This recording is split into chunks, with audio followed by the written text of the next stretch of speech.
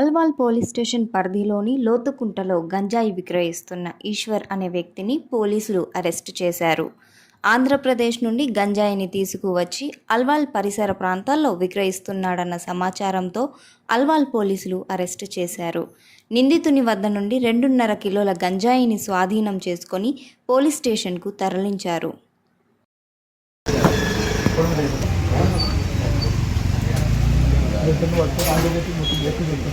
अरे कुछ बेटा